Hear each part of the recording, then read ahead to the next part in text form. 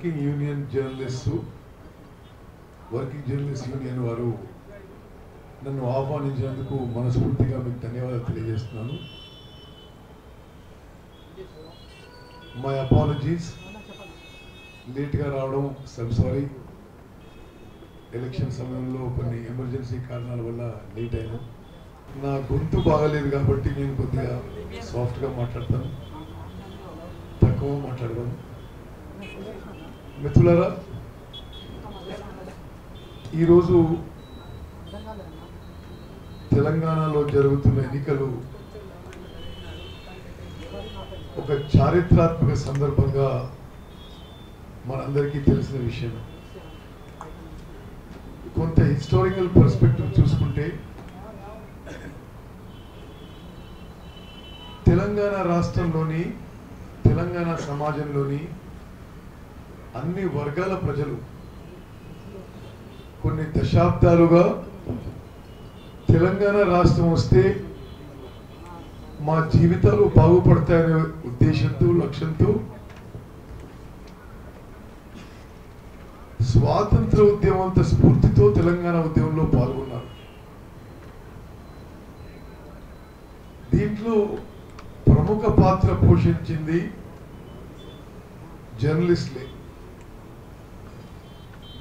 తెలంగాణ రాష్ట్రంలో వేల మంది జర్నలిస్టులు ఏ త్యాగానికైనా సిద్ధంగా ఉండి ప్రత్యేక తెలంగాణ రాష్ట్రం ఆకాంక్షించి ఆ ప్రత్యేక తెలంగాణ రాష్ట్రం వచ్చిన తర్వాత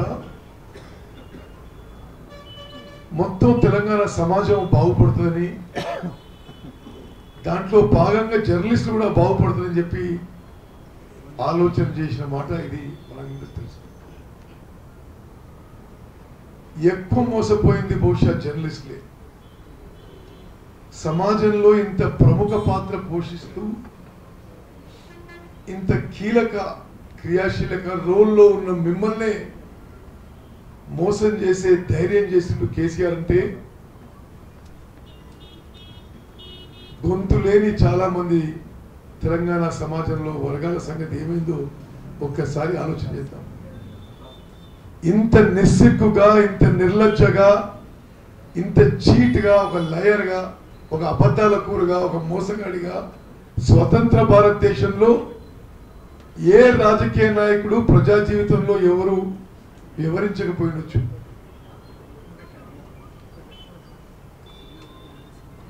అదే తన గొప్పతనం అనుకొని ముందుకు పోతున్న ఈ వ్యక్తి గురించి యావత్ తెలంగాణ సమాజం చీకొడుతున్నా అదే ధోరణితో ముందుకు పోతున్న విషయం మనం పదే పదే గమనించాలి. ముందుగా జర్నలిస్ట్ మిత్రులందరికీ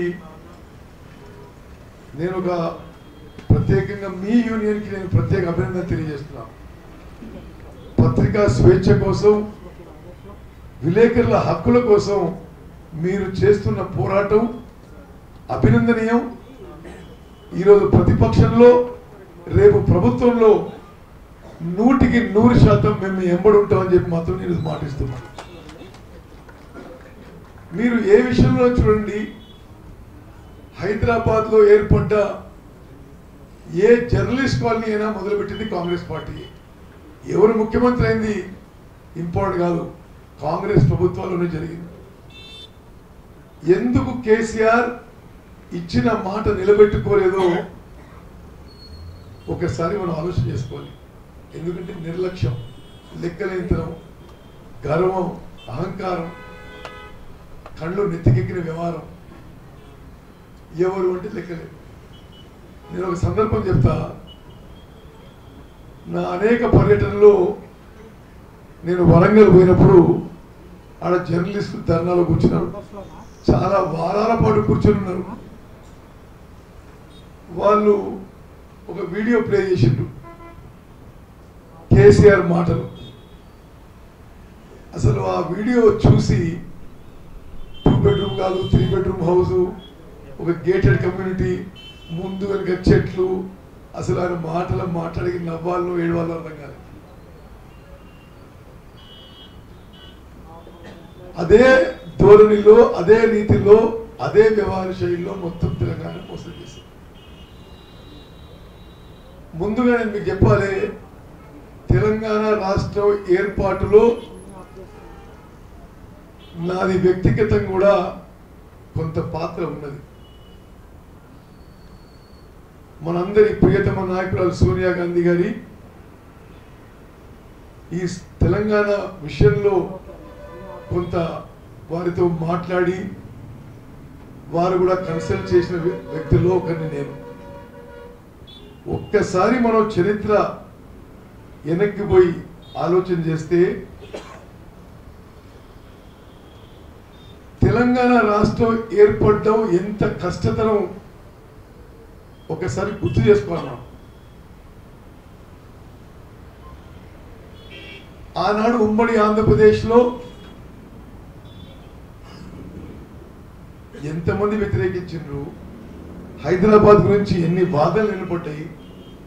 హైదరాబాదే ఉమ్మడి ఆంధ్రప్రదేశ్లో 65% రెవెన్యూకి సోర్స్గా ఉండి ఆ రెవెన్యూ షేరింగ్ విషయంలో ఏం చేయాలనే విషయం రోజులు, వారాలు, నెలలు చర్చించిన విషయం కూడా మీకు పనిచేస్తాం. నిస్సందేహంగా ఒక కాంగ్రెస్ పార్టీకి కాదు, ఒక పౌరునిగానే మనం చేస్తాను. But for Sonia Gandhi Telangana state would not be possible. ఇప్పుడు నేను చెప్తున్న మాటలు,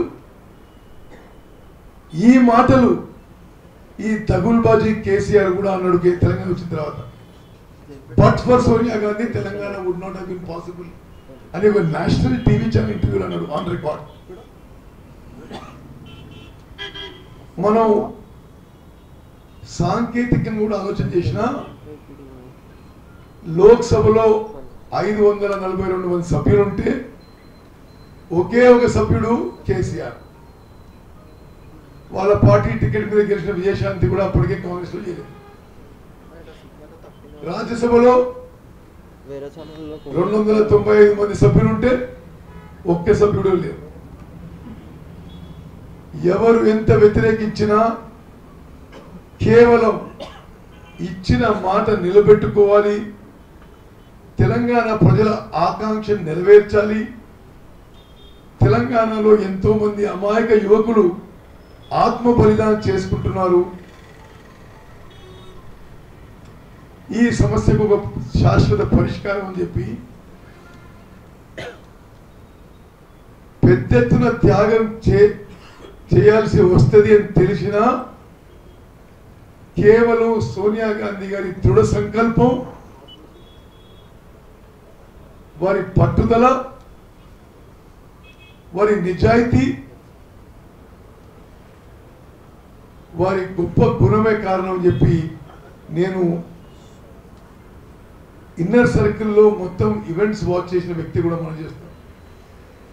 నరేంద్ర మోదీ కూడా మొన్న పార్లమెంట్ లో కూడా తెలంగాణ ఇవ్వడాన్ని ఏ విధంగా విమర్శించిండో ఒకసారి కూడా మనం గుర్తు చేసుకోవాలి.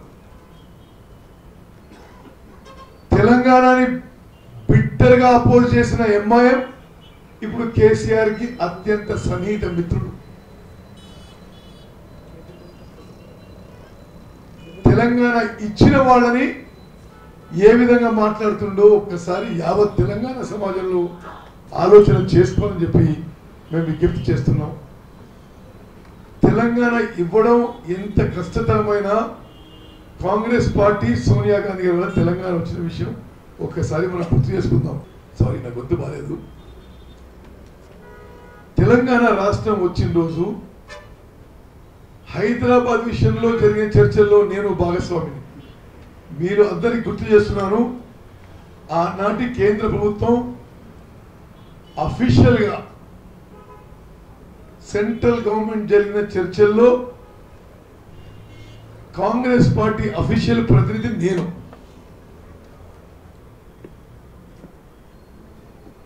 జనవరి 2010లో, జనవరి 2011లో 2 దఫాలుగా ఆనాటి కేంద్ర హోంమంత్రి చిదంబరం గారు అఖిల పక్ష సమావేశంలో కాంగ్రెస్ పార్టీ ప్రతినిధి నేను. మరి ఆ రోజు మరి తెలంగాణ కోసం కాంగ్రెస్ పార్టీ ప్రతినిధిగా ఏ విధంగా వాదించినో ఈ రాష్ట్రంలో అన్ని పార్టీల అధ్యక్షులకు కూడా తెలిసి విషయం. మిత్రులారా, ఈ హిస్టారికల్ పర్స్పెక్టివ్ ఎందుకు ఒకసారి గుర్తు చేస్తున్నారంటే, ఈ ఎన్నికల సందర్భంగా ఒకసారి తెలంగాణ సమాజానికి కూడా గుర్తు చేయాలి. తెలంగాణ రాష్ట్రం ఇవ్వడమే కాదు, తెలంగాణ రాష్ట్రం ఇవ్వడంతో సహా బిల్లులోనే తెలంగాణ రాష్ట్రానికి ఎక్కువ న్యాయం చేయడం జరిగింది. షేరింగ్ ఆఫ్ అసెట్స్ కానీ, షేరింగ్ ఆఫ్ డెట్లో కానీ, పవర్ షేరింగ్లో కానీ, ఎలక్ట్రిసిటీ షేరింగ్లో కానీ ఆనాడు ఉమ్మడి ఆంధ్రప్రదేశ్లో 65% రెవెన్యూ ఉన్న హైదరాబాద్ చుట్టుపక్కల ప్రాంతాలని ఏ ఆంక్షం లేకుండా తెలంగాణలో కలపడంలో కానీ తెలంగాణ ప్రజలు ఎన్నడూ మర్చిపోలేని మేలు కాంగ్రెస్ పార్టీ సోనియా గాంధీ గారు చేసిన విషయం మనం చేస్తాం. తెలంగాణ రాష్ట్రం వచ్చింది, వచ్చిన తర్వాత ఎన్నికలు జరిగినాయి. ఎన్నికల్లో అనేక అంశాల విషయంలో ఒకటి కేసీఆర్ మాట్లాడిన మాటలకి, ఆయన ఇచ్చిన హామీలకి మేము 10 ఏళ్ల పాటు యాంటీ ఇన్కంబెన్సీ ఉంది కాబట్టి ఇక్కడ ఢిల్లీలో మేము ఎన్నికల్లో కొన్ని పొరపాటు చేసాం కాబట్టి మేము ఓడిపోయినాం, టీఆర్ఎస్ గెలిచింది. కేసీఆర్ ముఖ్యమంత్రి అయింది. We did not grudge his victory. People's mandate మేము యాక్సెప్ట్ చేశాం. కానీ గద్దెను ఎక్కుతూ ఎక్కుతూ మొదటి మోసం దళిత ముఖ్యమంత్రి అని దాన్ని మొదటి మోసం చేసేసాం. రెండోది కేవలం 33% ఓట్లతో అతను అధికారంలో రావడం జరిగింది. అంతే 67% ప్రజలు టిఆర్ఎస్ పార్టీ అధికారంలో రావాలని కానీ కేసీఆర్ ముఖ్యమంత్రి కావాలని కోరుకోలేదు. ఆ తర్వాత జరిగిన పరిణామాలు మనం ఒకసారి ఆలోచన చేస్తే తెలంగాణ రాష్ట్రాన్ని, తెలంగాణ రాజకీయాన్ని భ్రష్టు పట్టించిన ఘనత కేసీఆర్. స్వతంత్ర భారతదేశంలో ఇంత నిస్సిగ్గుగా, ఇంత నిర్లజ్జగా రాజకీయాలను ఇంత దిగజార్చిన వ్యక్తి కేసీఆర్. నిజంగా మేము అందరం అనుకున్నాం, సరే వాళ్ళు గెలిచిల్లండి, ఆయన ముఖ్యమంత్రి అయిండు, ఇది ప్రజల తీర్పు అని మేము యాక్సెప్ట్ చేసినాం.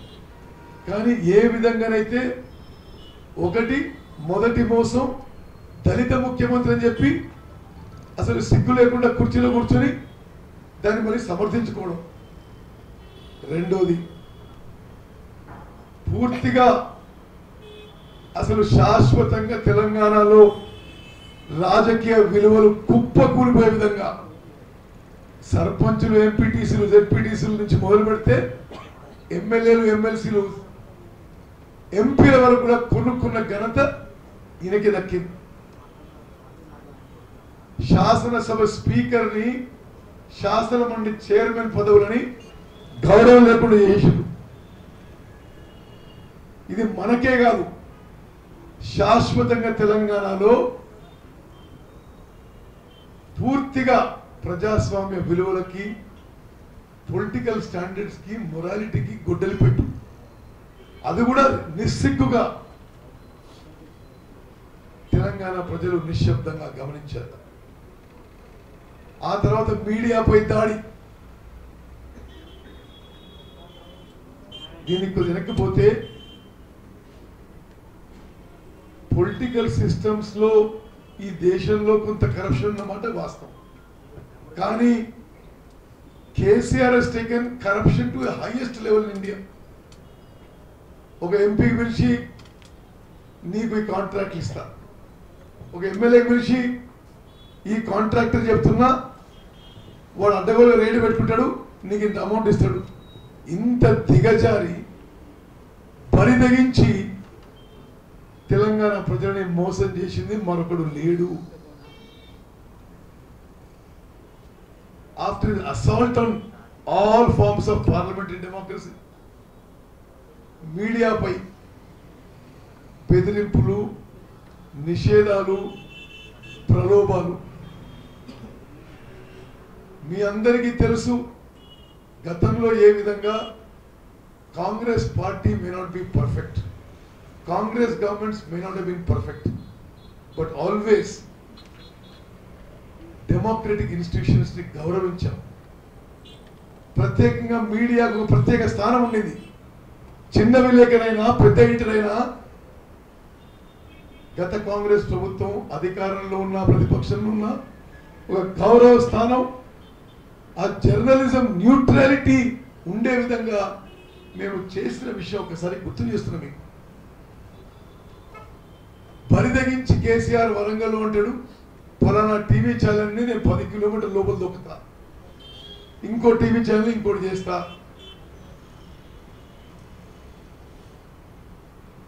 ఆయన చేసిన ఎఫర్ట్ కొంత సక్సీడ్ అయింది కాబట్టి ఈరోజు today Telangana journalism media is under serious threat.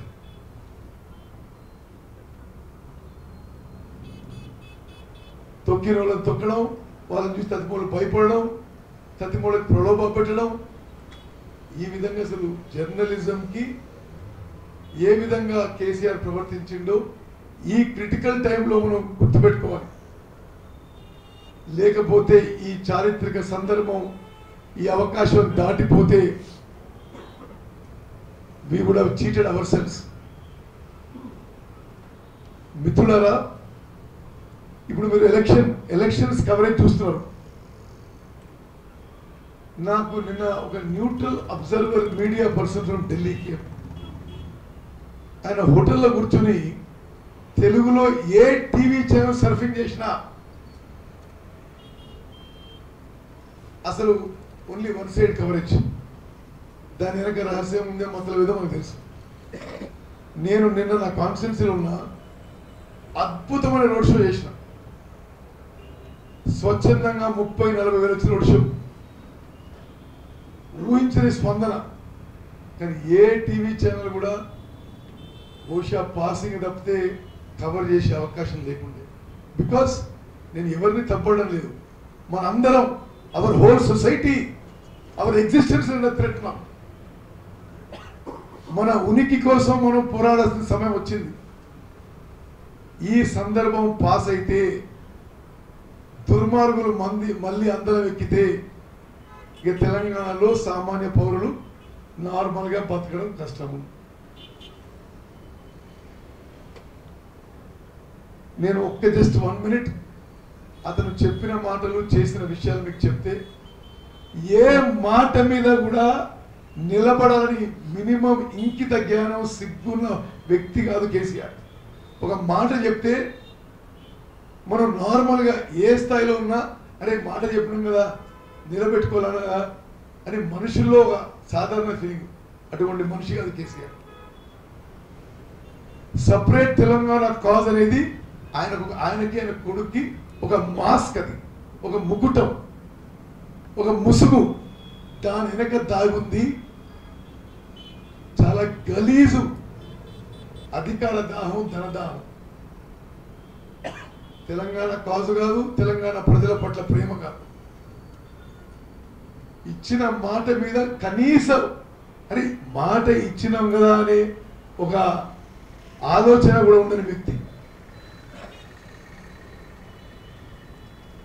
2014 ఎన్నికల్లో ఇచ్చిన ఒక్క మాట కూడా నిలబెట్టుకోకుండా నిస్సిగ్గుగా 2018 ఎలక్షన్స్ లో మళ్ళీ కొత్త మాటలు మాట్లాడుతున్నాడు. ఆయన అనుకుంటున్నాడు మన ప్రజాస్వామ్యంలో కొన్ని బలహీనతలున్నాయి, ప్రజలకి మెమరీ తక్కువ కాబట్టి నేను చెప్పిన దళిత ముఖ్యమంత్రి, నేను చెప్పిన 3 ఎకరాలు, నేను చెప్పిన ముస్లిం రిజర్వేషను, నేను చెప్పిన గిరిజన రిజర్వేషను, నేను చెప్పిన డబుల్ బెడ్రూమ్ ఇల్లు, నేను చెప్పిన ఇంటికో ఉద్యోగం, నేను చెప్పిన నియోజకవర్గానికి 1 లక్ష ఎకరాలు మర్చిపోయినరు. కొత్త విషయాలు చెప్తున్నాడు.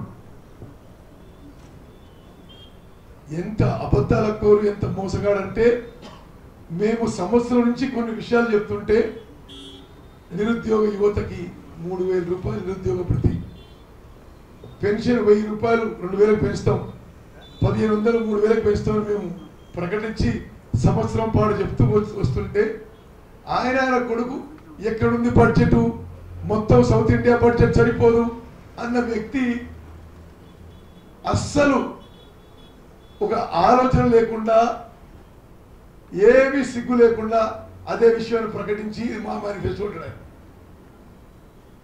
That is the style of functioning.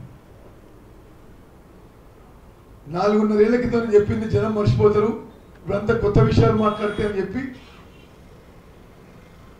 ఆ విధంగా ఇప్పుడు ఎన్నికలకు పోతున్నాడు. ఒక్క విషయం మీకు గుర్తు చేస్తున్నా, మీలో ఎంతమంది కేసీఆర్ది అసెంబ్లీ డిజాల్వ్ అయినప్పుడు ప్రెస్ మీట్ అటెండ్ అయినో కానీ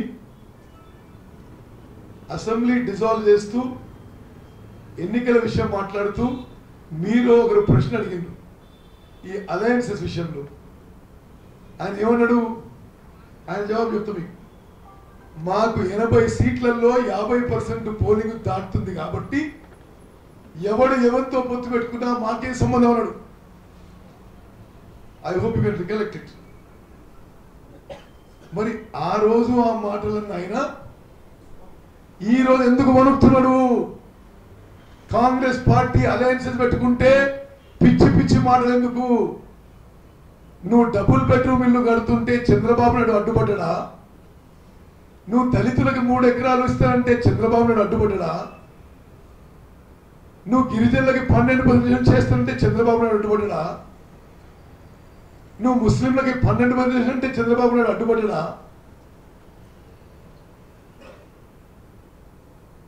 కేవలం మళ్ళీ ఒకసారి ప్రజల దృష్టి మళ్లించడానికి కేసీఆర్ దగులుబాజీ మాటలు, మోసపూరిత మాటలు మాట్లాడుతున్నాడు.